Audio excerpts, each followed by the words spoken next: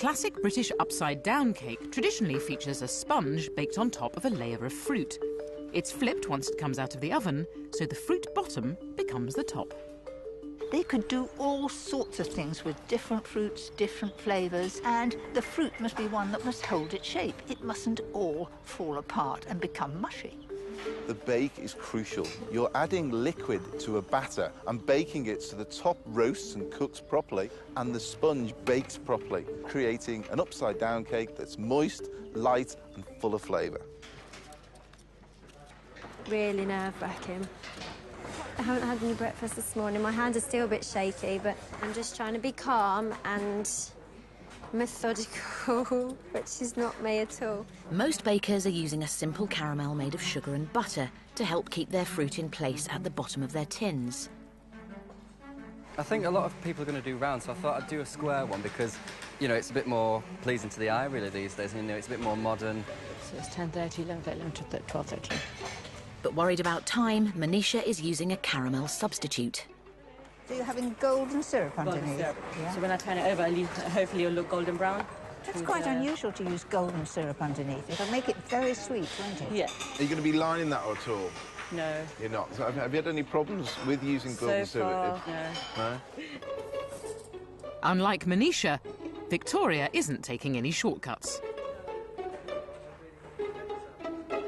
Roasting her own pecans and making pear rings by hand.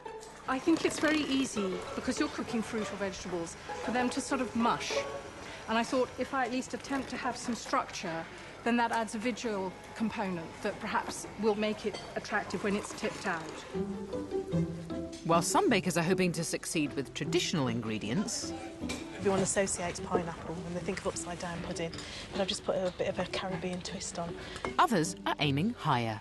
I'm going for a tomato upside-down cake. So it sounds a bit odd, I know, but it does work. Tried it. So, yeah. Can we have a look at what you've done with the tomatoes? Yeah, so at the moment, it's an unfortunate colour because of the type of ingredients, like the black treacle, for example. So it comes out looking a bit dark. I've tweaked it by making it a little bit more tomatoey by adding some tomato jam with it as well.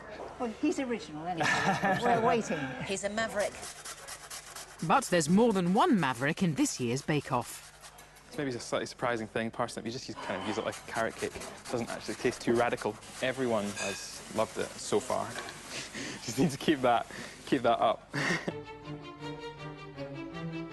Dirty Dozen, you are halfway through your first signature bake. You have 1 hour to go. The bakers have faced the point of no return. Once the sponge mix goes on top of their fruit, the fate of their upside-down cake is sealed. Quite worried, actually. I'm the first one in.